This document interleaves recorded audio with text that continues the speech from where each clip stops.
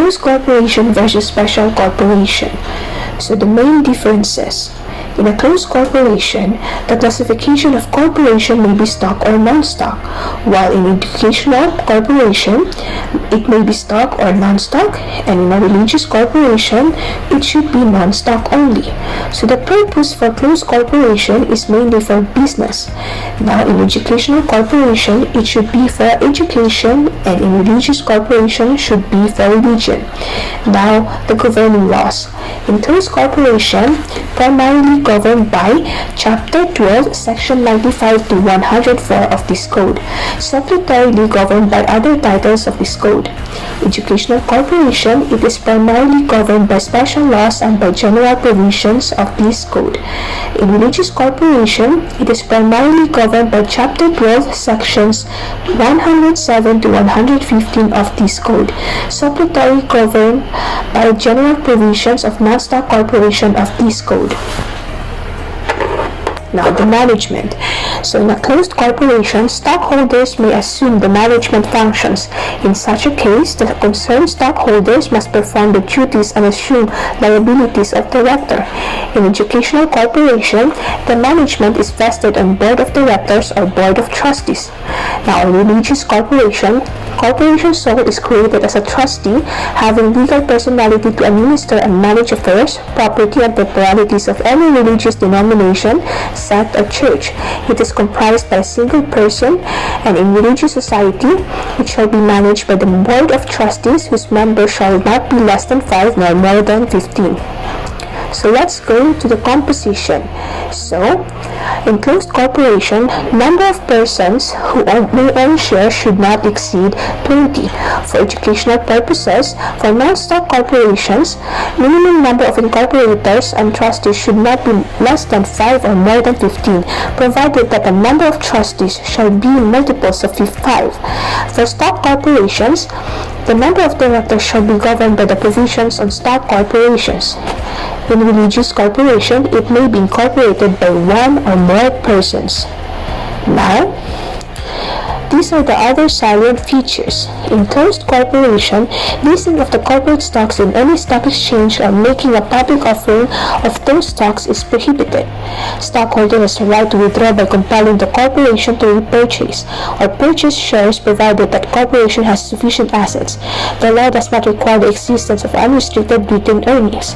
Any stockholder may, by writing written petition to the Commission to compel dissolution whenever any acts of directors of legal officers are illegal, fraudulent, or prejudicial to corporation or any stockholder or corporate assets are being misapplied. In case of deadlocks, the parties may trigger the arbitration clause. In the absence of arbitration clause, the stockholder may petition the Commission to intervene and break the deadlock. In educational corporation, the requirement of continuing board, the initial trustees to classify themselves in such manner that the term of 1/5 of their members shall expire every year. The trustees shall have a term of 5 years. And lastly, religious corporation sole may deal with properties of corporation by observing the internal rules and regulations of the religious denomination. In the absence of such rules and regulations, corporation sole may only alienate or encumber properties with court approval. Corporation sole may be voluntarily dissolved by submitting to the Commission a verified declaration of dissolution. Manuel R. Dulay Enterprises Incorporated versus the Honorable Court of Appeals. Manuel R. Dulay Enterprises Incorporated is a domestic and family corporation. The member of its board of directors are the following: Manuel Dulay as the president and general manager, Attorney Virgilio Dulay as the vice president, Attorney Plaridel Jose as the secretary, and other members are Linda Dulay and Celia Dulay Mendoza. So the corporation owned property known as Dulay Apartment, consisting of 16 apartment units. Now, Manuel Dulay, by virtue of Board Resolution Number 18 of Petitioner Corporation, sold the Dulay apartment property to private respondent spouses Maria Teresa and Castrin Veloso. Subsequently, Manuel Dulay and private respondent spouses Veloso executed a memorandum to the deed of absolute sale, giving Manuel Dulay within 2 years to repurchase the subject property. Now, private respondent Maria Veloso, without the knowledge of Manuel Tulay, mortgaged the subject property to private respondent Manuel A. Torres for a loan of 250,000 pesos. Now, upon failure of private respondent Maria Veloso to pay private respondent Torres, the subject property was sold to the latter as the highest bidder in an extrajudicial foreclosure sale. Private respondent Maria Veloso executed a deed of absolute assignment of the right to redeem in favor of Manuel Dulay, assigning her right to repurchase the subject property from private respondent Torres. As neither private respondent Maria Veloso nor her assignee Manuel Dulay was able to redeem the subject property within the 1-year statutory period for redemption, private respondent Torres filed an affidavit of consolidation of ownership and issuance of writ of possession against Veloso and Manuel Dulay. Manuel Torres filed a case against the corporation and tenants of Dulay Apartment for the recovery of possession, sum of money, and damages. Now, Manuel Dulay Enterprises contended that the sale of subject property has no binding effect on Petitioner Corporation as Board Resolution No. 18, which authorized the sale of the subject property, was resolved without the approval of all the members of the Board of Directors, and said Board Resolution was prepared by a person not designated by the Corporation to be its secretary. Now, the issue number 1. Whether or not the board resolution is valid, even if not approved by all members of the board and not prepared by a corporate secretary. Yes, the board resolution is valid.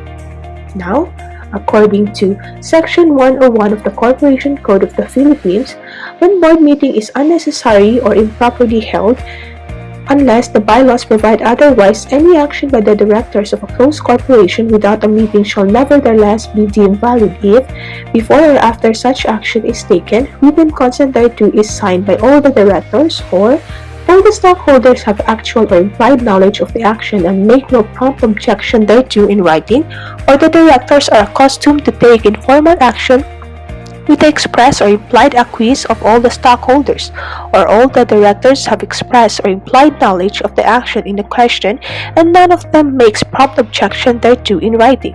If a directors' meeting is held without call or notice, an action taken therein within the corporate powers is deemed ratified by a director who failed to attend, unless he promptly files his written objection with the secretary of the corporation after having knowledge thereof. In the instant case, Petitioner Corporation is classified as a closed corporation, and consequently a board resolution authorizing the sale or mortgage of the subject property is not necessary to bind the corporation for the action of its president. At any rate, corporate action taken at a board meeting without proper call or notice in a closed corporation is deemed ratified by the absent director unless the latter promptly filed his written objection with the secretary of the corporation after having knowledge of the meeting, which, in his case, Petitioner Virgilio Dulay failed to do so.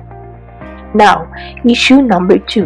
Whether or not the sale of subject property is valid even if not consented by all Board of Directors. Yes, the sale is valid.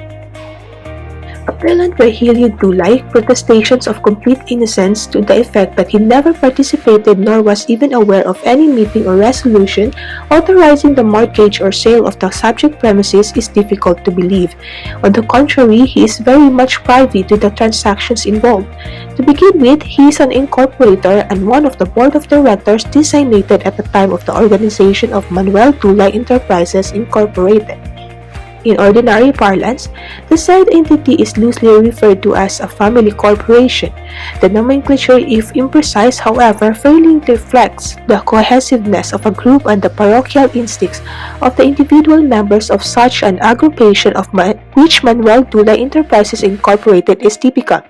4/5 of its incorporators being close relatives, namely 3 children and their father, whose name identifies their corporation.